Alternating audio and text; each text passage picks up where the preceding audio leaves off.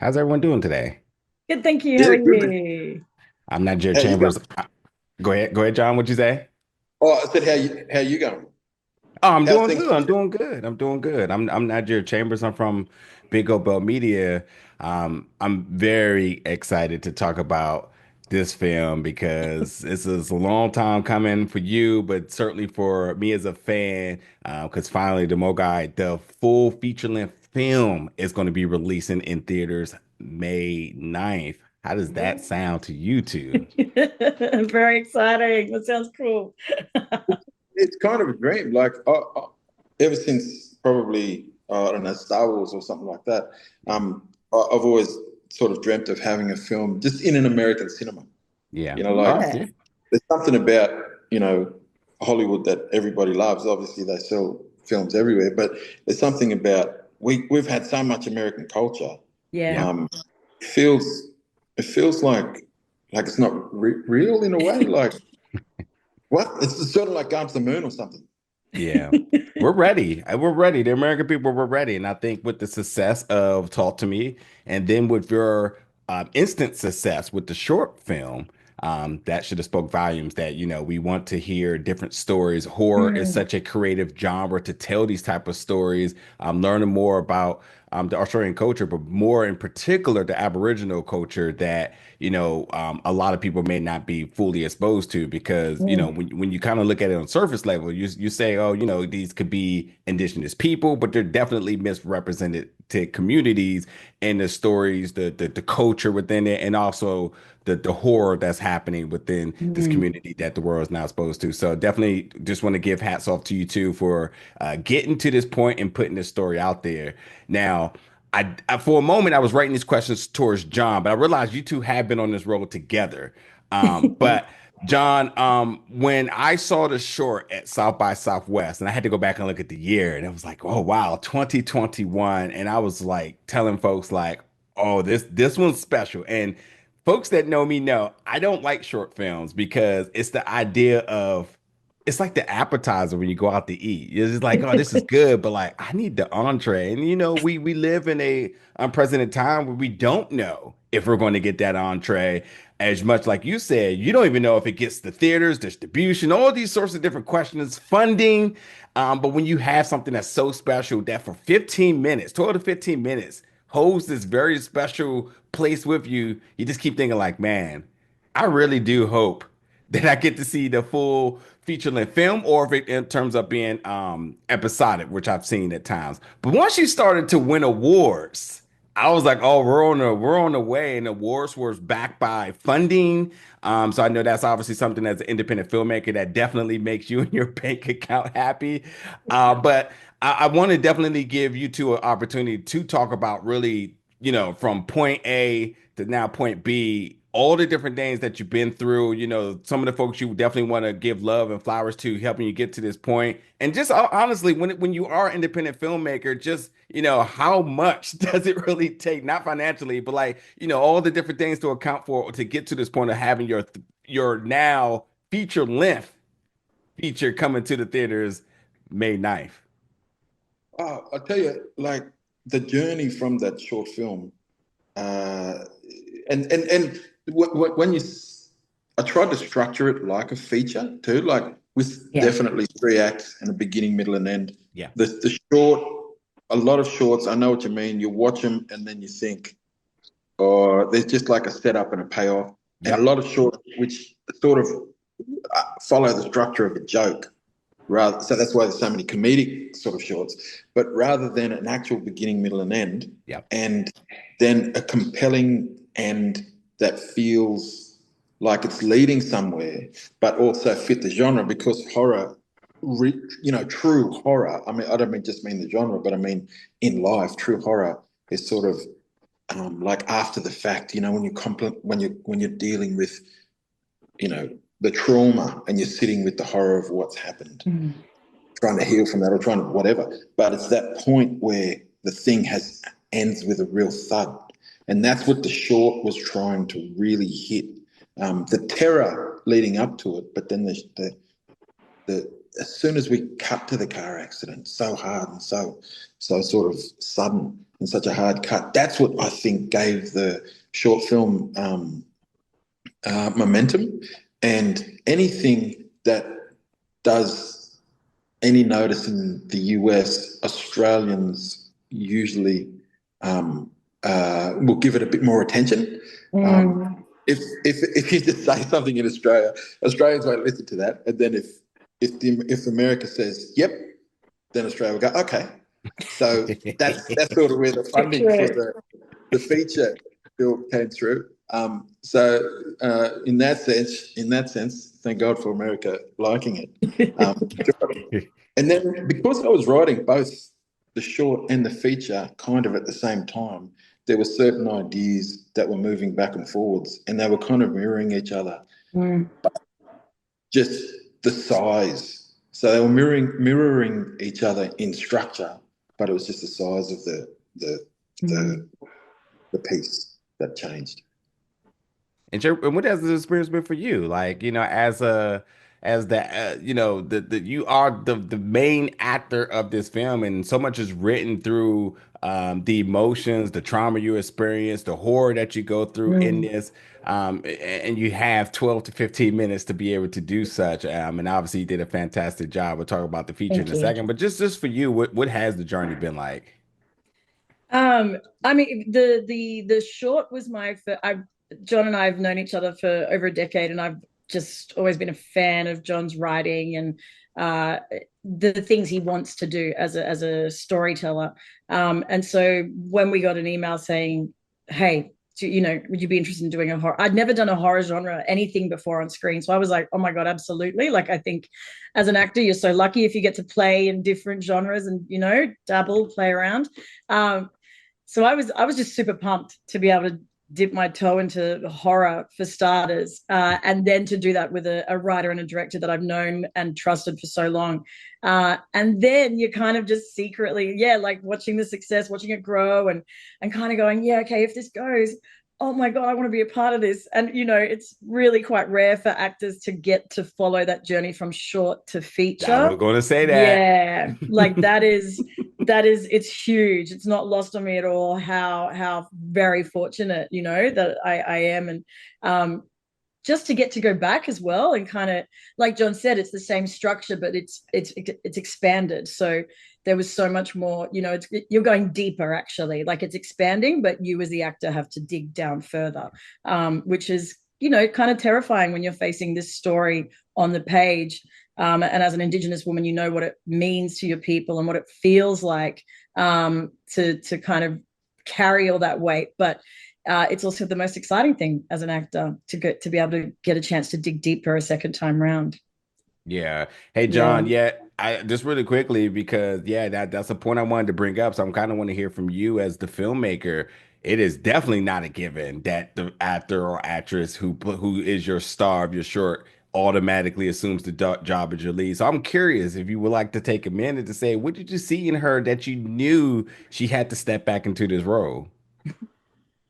I just know, I mean, Shari, in my opinion, the depths of her talent are probably largely untapped, and we really pushed her and I really pushed through certain scenes, like the scene when I don't want to give anything away, but when the Moogai, when she actually has that first contact with the Moogai itself, we really pushed in pretty deep there, and I pushed her, and I know that she's funny, and she's been in other stuff, and I know that she can sing and dance. She was in the Sapphires, and I know she can do those kinds of things. And in Australia, because it's such a small industry, people have to be multi-talented. But she's got a lot of depth. I know that people probably think that horror is largely, just running and screaming or being scared.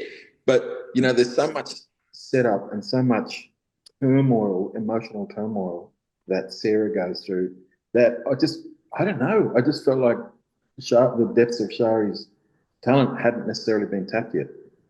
And there's still more. I'm not saying we didn't mine it all. There's still plenty there. Oh, part two. Oh, so you're saying you two are going to get back to work again soon? Okay, I'll be here for that one.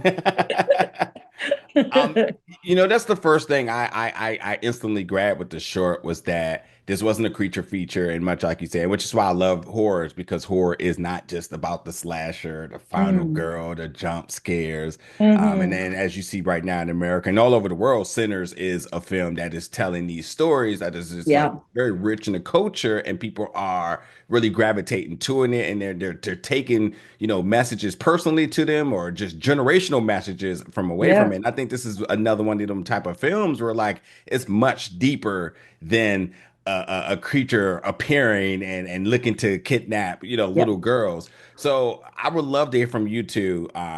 Really, when you talk metaphorically, what does the Mogai really represent for you personally and for the story? I think that's the most important fact of anything we're going to talk about today is making sure people really understand how important this story is. Yeah, well, I mean, look, it does. It represents. It is a metaphoric boogeyman, but it's also a literal boogeyman in that somebody can, the government probably can come and try and take your children for Mhm. whatever reason they say, and if enough government departments or enough people validate that point of view, you don't have any recourse, and that has manifested in Aboriginal culture for a lot of families. In Mhm. families move around a lot Yeah. and then get tagged with people say, oh, they've gone walkabout. People use this like walkabout. Walkabout's like a spiritual journey that people go on. Walkabout isn't, Mm. these people just wander around. But sometimes what people are escaping is the literal boogeyman, which is the government wanting to take their children. Yeah. Mhm. How about you? Yeah, I mean, I think I think for Sarah, like speaking personally, from the point of view of Sarah, it's the Mugai also very much represents uh the very real disconnect that white Australia wants Aboriginal Australia to live with. Like they Yeah. don't want us to practice our culture. They don't want us to have an acknowledgement of country or a welcome to country. Things are really heated at the moment in Australia, and very much, we're sort of taking the same vein. We're adopting a lot of bullshit right wing politics from the Yep. US, which is You keep talking, I'm like, you're and talking about yeah, Australia or America, yeah, but yeah, yeah. yeah, yeah. That's it. And it really, I think for me, it is a metaphorically, it's a representation of that assimilation and that disconnect and that erasure and that colonization and everything that they've tried to inflict upon so many communities, indigenous communities, black communities, brown communities around the world. Yeah. That it's, well, I mean, whiteness in that way, like, yeah, which Yeah. is terrifying. Yeah. What has been some of the conversations and reactions from some of your sisters in terms of the response to this and Sarah as the character, but like Sarah as the vessel in telling this story out there? What has been that conversation like been for you? That has been they have really understood what John wanted. They have, the women and the sisters in my life have all absolutely understood and felt what the core of John's vision was.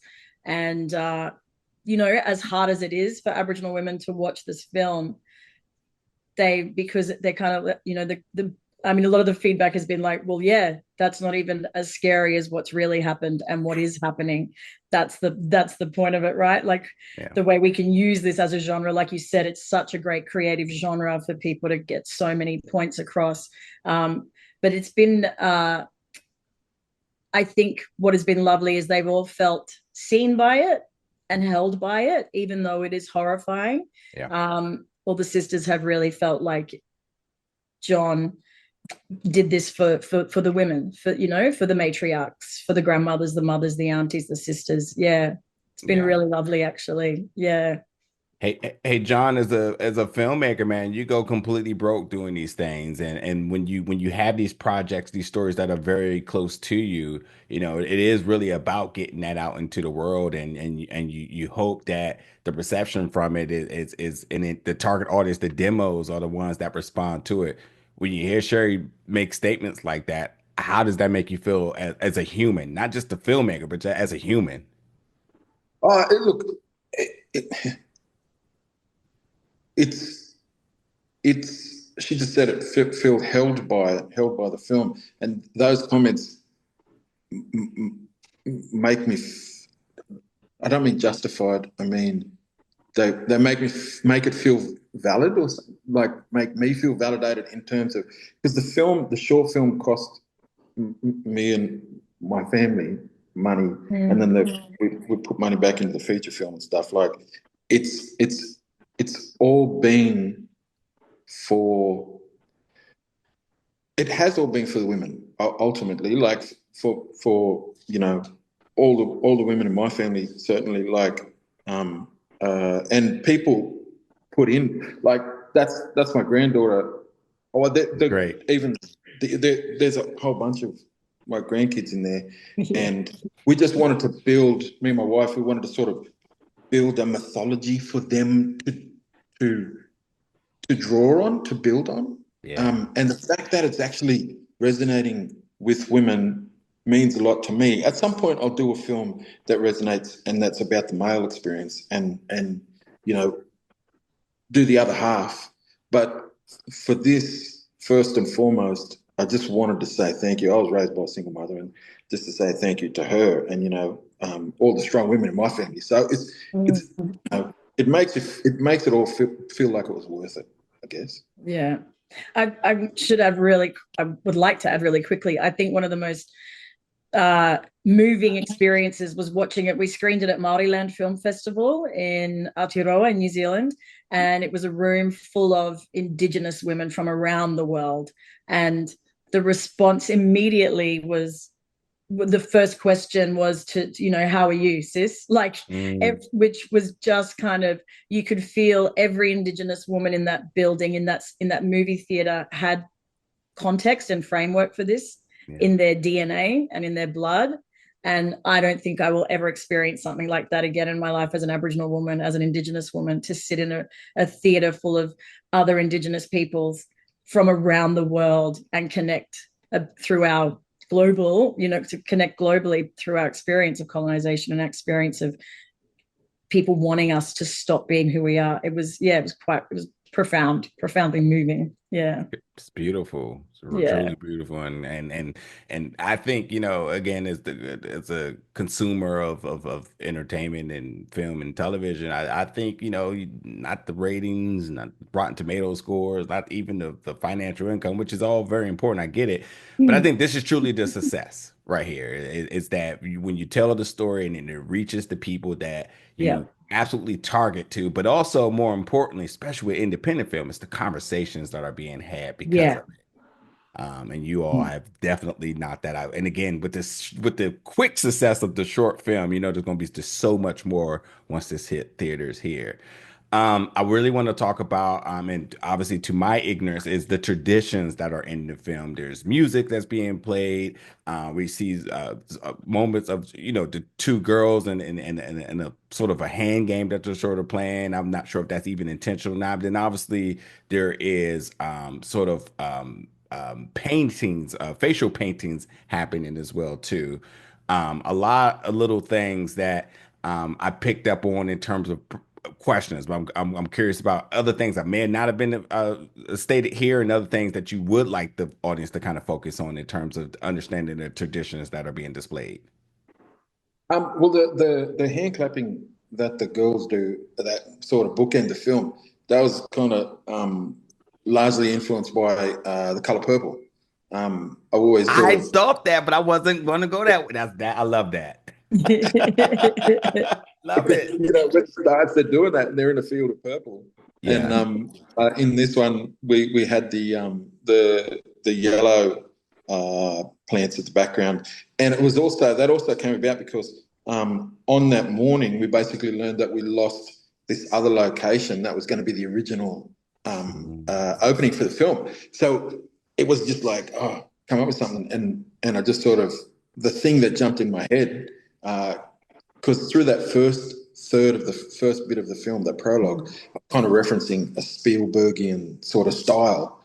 And so I thought, okay, color purple. Yep, that's what jumped in my head. And I thought, I don't know, sometimes you just go back to certain things. And with the music, or with the songs, that's a song that was written by a cousin of mine, Wiradjuri fellow, and he took a the same song that they sing, Little Fishies, and then he translated into Wiradjuri and the Wiradjuri language. So that's what's going over the painting, and the ochre kind of just represented uh, culture, authentic culture. Yeah.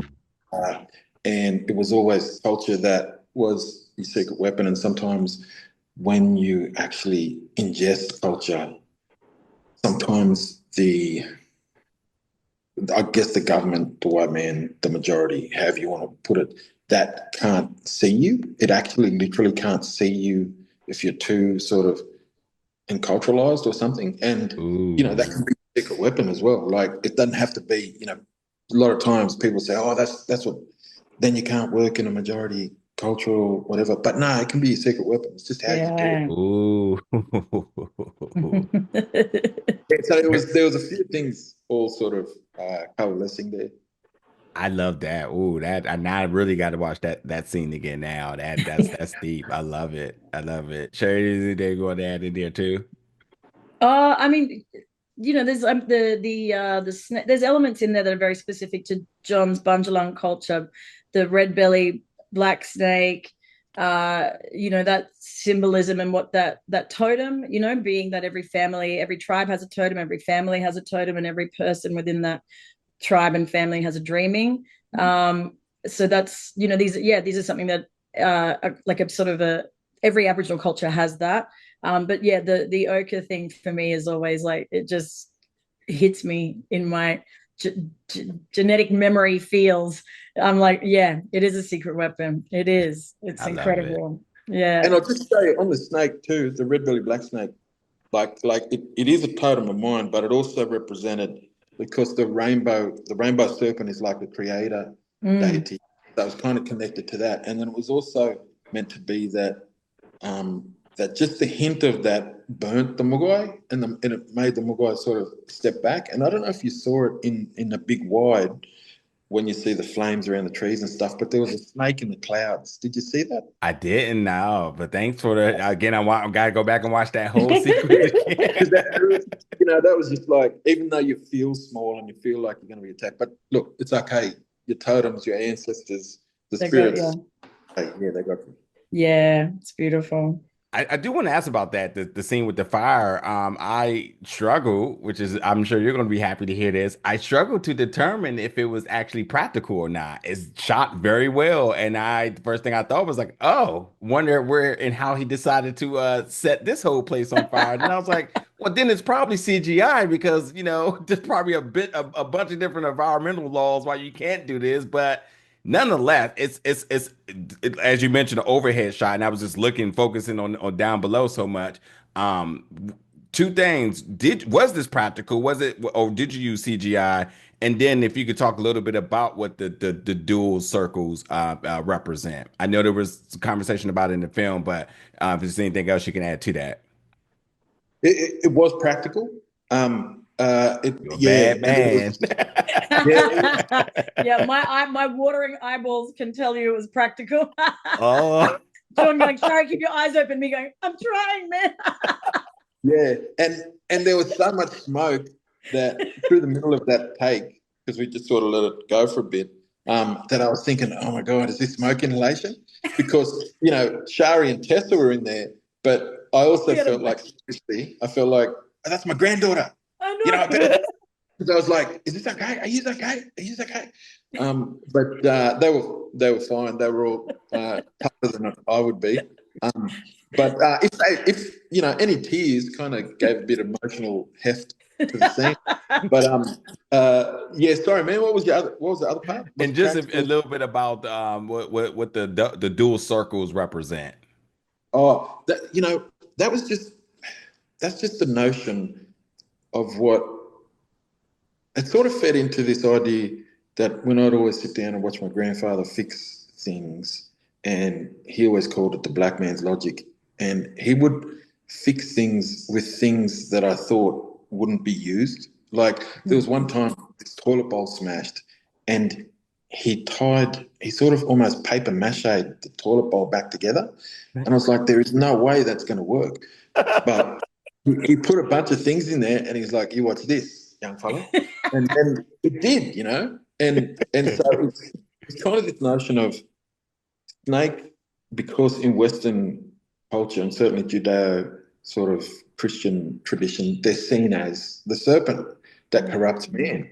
But you know, if you don't come from that point of view, then they're just animals. And the fact that they kind of hurt the Moogai and they're around the birthing tree, they're around the birthing tree for a reason, and the tree's there, and the women go there to have their children, to have their babies there. And the snakes might hurt you, but if you can trap the thing that will hurt the Moogai, so the fire is the fence, and the snake is a watchdog, and it's not, it doesn't like it just kind of went back to my grandfather's thing of like, don't see things for just what they are. Yeah. See their form. Don't worry about their function. Just see their form. Yeah. See, and I instantly thought about it because I was like, even in the graphics, you can see in the second that it's a dual circles there. So like, you know, people are going to be keying into like, you know, what does that mean and what does it represent? So that's a really beautiful story there. There's so much love in this film that you're giving to so many people around you, and even mentioning your granddaughter, who's absolutely a star. I was literally going to ask you one of my first questions, and even in the short, that you have young talent, and it's another thing that's not guaranteed is young talent who can show up. And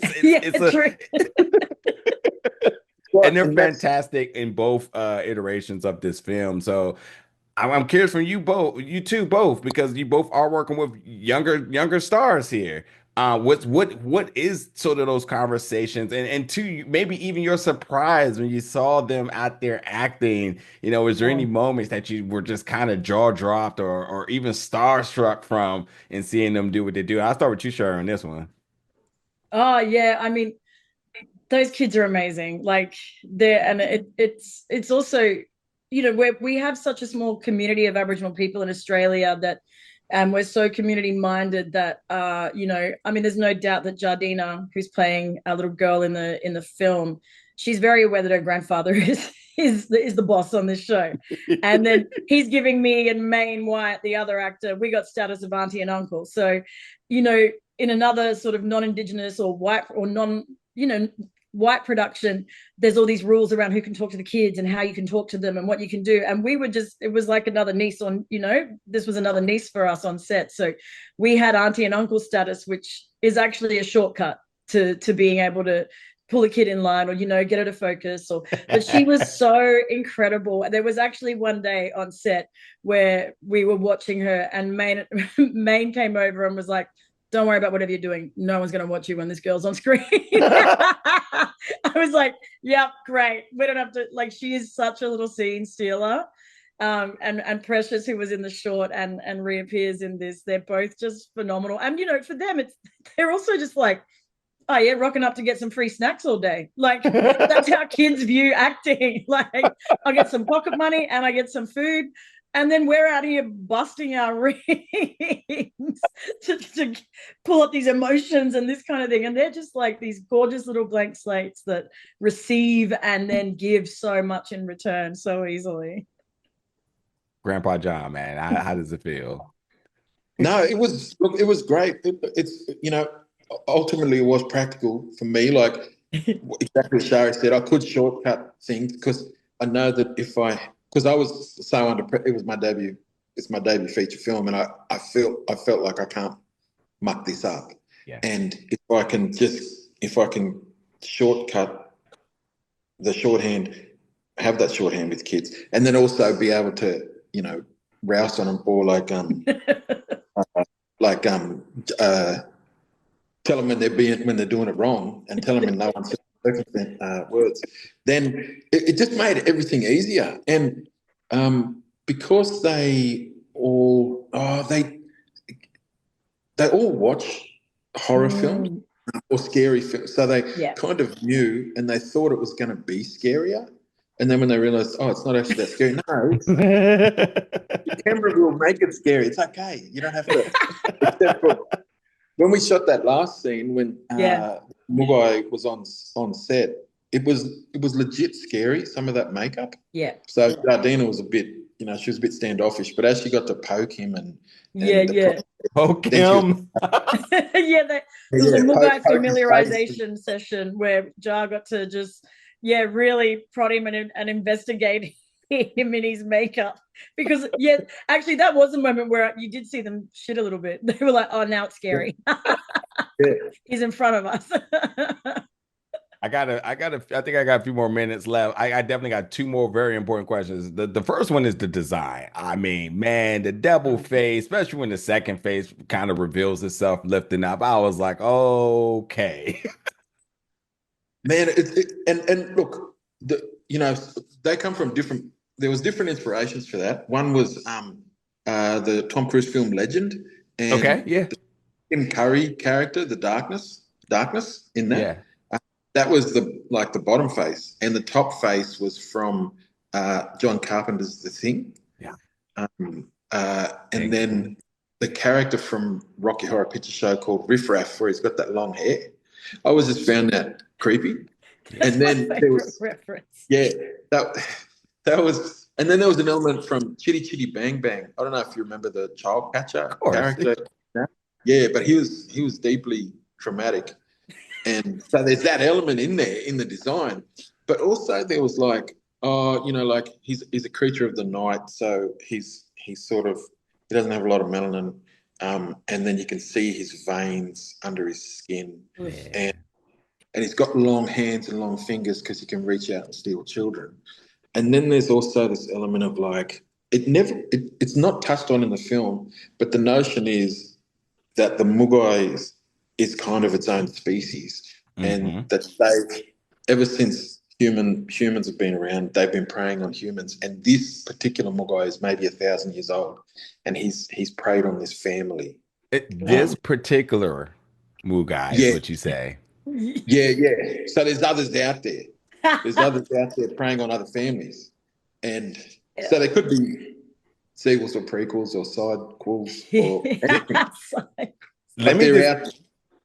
let me just say again, this is why the world is ready for more Australian filmmakers because the way how you all build universes, shall I say, I think America is more linear. We one story, it's either sequel, prequel, but just like Talk to Me, it's the idea of you set an initial world and you think about all different directions you can go. It's more like a circle in the middle and you can go there, you can go there. So you're talking about different families. So we're That's not going fun. back to this particular family or even the origins between the mother. You're saying that there could be others and other families and other places, which sign me up for, please. Please. Yeah, totally. It could go in a whole and the circular sort of. Yeah, absolutely right. Like Yeah.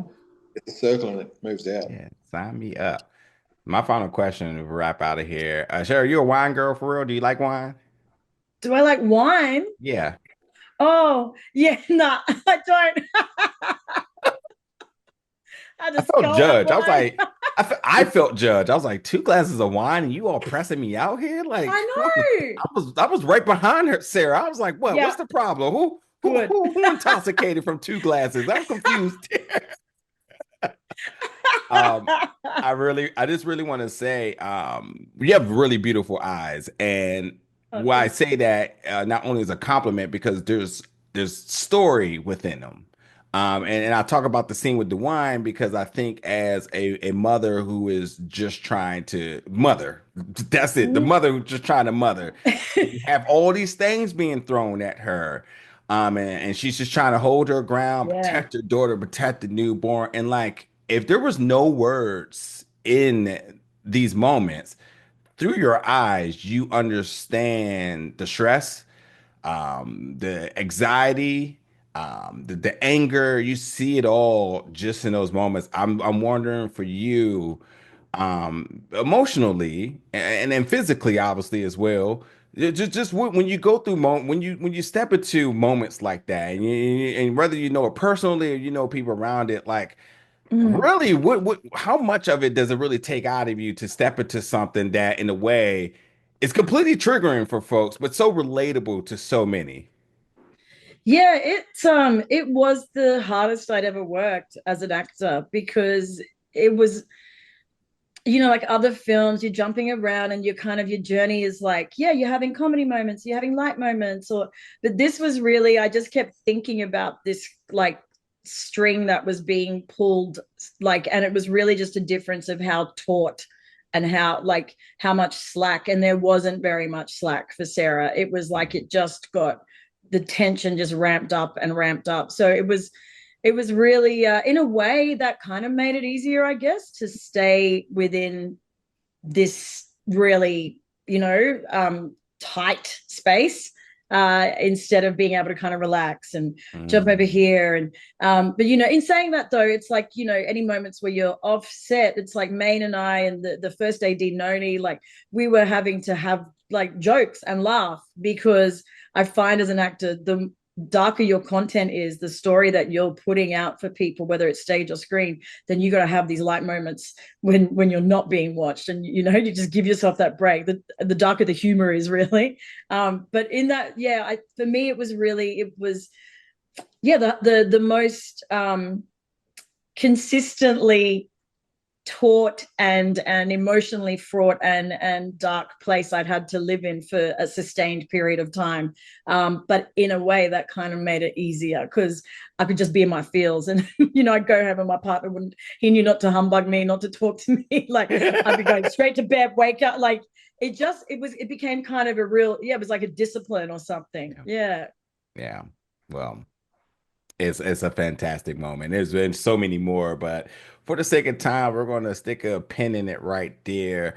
John, I leave you here as a moment to tell the world, because not only did they got to get the theaters and check this out May 9th, but as a fan of this duo here, um, when and where might we see you next? Is pen back on paper? Are you back writing? Has there been conversations about what you want to do next? Let me know the deets without getting anybody in trouble.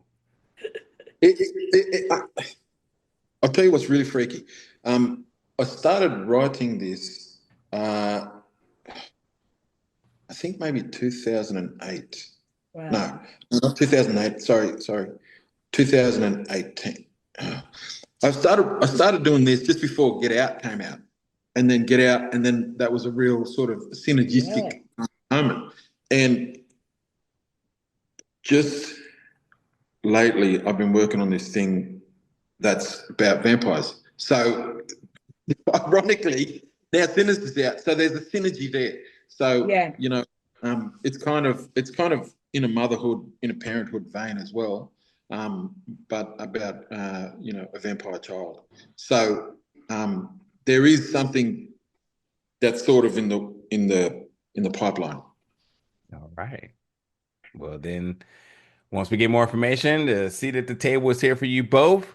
And whether it's this project, other projects, anything, I'm here to support. Congratulations on this film. I'm so happy. Finally, it comes to theater. May 9th to Moogai.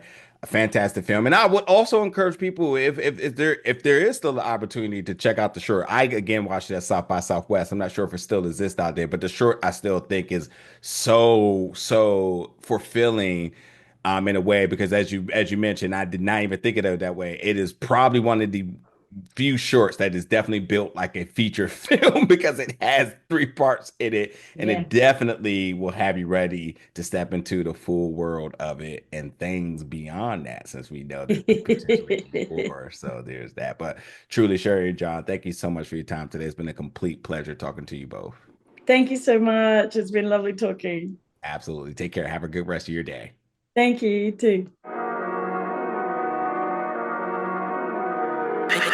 Fergus.